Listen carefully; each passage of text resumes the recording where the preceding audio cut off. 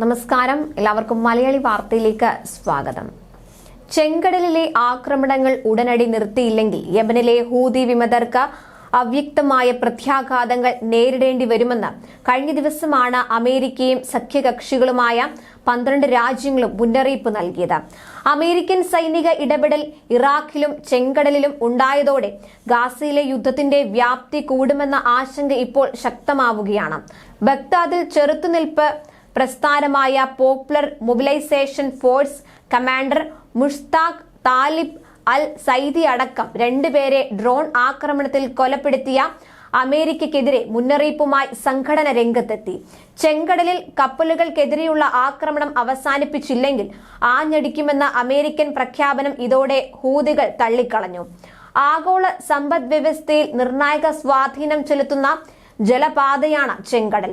ഇതുവഴിയുള്ള കപ്പലുകൾക്ക് നേരെയുള്ള ആക്രമണങ്ങൾ ഇനിയും തുടർന്നാൽ അതിന്റെ അനന്തരഫലങ്ങൾ ഹൂതികൾ അനുഭവിക്കുമെന്നും പ്രസ്താവനയിൽ പറഞ്ഞിരുന്നു.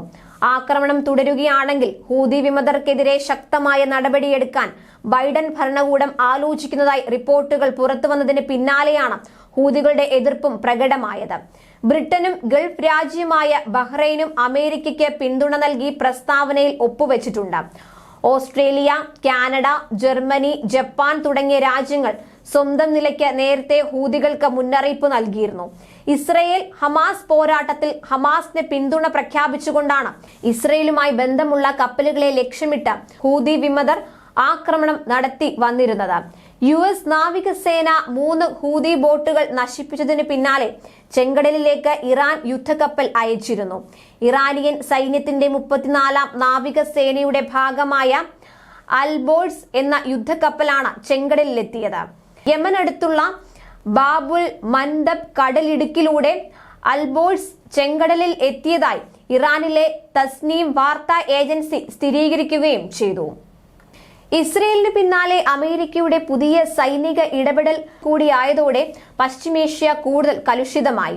സാലിഹ് അൽ അറൂരിയുടെ വധത്തിന് പിന്നാലെ തെക്കൻ ലെബനാനിൽ ഇസ്രയേൽ നടത്തിയ വ്യോമാക്രമണത്തിൽ 4 ഹിസ്ബുള്ള പോരാളികൾ കൊല്ലപ്പെട്ടു. ഇറാഖ് തലസ്ഥാനമായ ബഗ്ദാദിലെ പലസ്തീൻ സ്ട്രീറ്റിൽ PMF-ന്റെ അൽ നുജാബ മിലീഷ്യ ആസ്ഥാനത്തിന് സമീപം നടന്ന ഡ്രോൺ ആക്രമണത്തിൽ മുഷ്താഖ് താലിബ് അൽ സൈദി കൊല്ലപ്പെട്ടു. ആക്രമണത്തിന്റെ ഉത്തരവാദിത്വം അമേരിക്ക ഏറ്റെടുത്തു. സിറിയയിലെ അമേരിക്കൻ സൈനിക ആസ്ഥാനത്തിന് നേരെ ഡ്രോൺ ആക്രമണം നടത്തിയതായി ഇറാഖിലെ ചെറുത്തുനിൽപ്പ് സംഘം അറിയിച്ചു. ഹമാസ് നേതാക്കൾ എവിടെ പോയി ഒളിച്ചാലും പിന്തുടർന്ന് വധിക്കുമെന്ന് മൊസാദ് മേധാവി ഡേവിഡ് ബെർണിയ മുന്നറിയിപ്പ് നൽകി. മേഖലയിലെ സ്ഥിതിഗതികൾ വിലയിരുത്താൻ US വിദേശകാര്യ സെക്രട്ടറി ആന്റണി ബ്ലിങ്കന്റെ പര്യടനത്തിന് തുടക്കമായി. ഇന്ന് ടെൽ അവീവിൽ ഇസ്രായേൽ നേതാക്കളുമായി ബ്ലിങ്കൻ ചർച്ച നടത്തും. ഈജിപ്ത്, ജോർദാൻ, സൗദി ഉൾപ്പെടെ 5 അറബ് രാജ്യങ്ങളും ബ്ലിങ്കൻ സന്ദർശിക്കും. റാമല്ലയിൽ മഹ്മൂദ് അബ്ബാസുമായും കൂടിക്കാഴ്ച നടക്കും. ഇറാനിലെ ഇരട്ട സ്ഫോടനത്തിന്റെ ഉത്തരവാദിത്വം IS ഏറ്റെടുത്തതായി റോയിട്ടേഴ്സ് വാർത്താ ഏജൻസി റിപ്പോർട്ട് ചെയ്തു.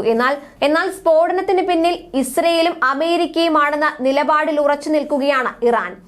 ലെബനാനിൽ കൊല്ലപ്പെട്ട ഹമാസ് നേതാവ് സാലിഹ് അൽ അറൂരിക്ക് ഇന്നലെ ആയിരങ്ങൾ വിട നൽകി. ലെബനാനിലെ ഷാദില അഭയാർത്ഥി ക്യാമ്പിന് പുറത്തെ ഖബറിസ്ഥാനിൽ ആയിരുന്നു സംസ്കാരം.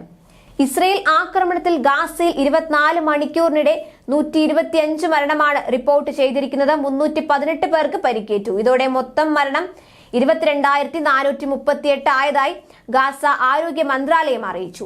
57,614 പേർക്ക് പരിക്കുണ്ട്. വെസ്റ്റ് ബാങ്കിലെ നൂർ ഷംസ് അഭയാർത്ഥി ക്യാമ്പിൽ നടന്ന പരിശോധനയിൽ 120 പേരെ ഇസ്രായേൽ സേന അറസ്റ്റ് ചെയ്തു. 3 വീടുകൾ തകർത്തു. ന്യൂസ് ഡെസ്ക് മലയാളി വാർത്ത.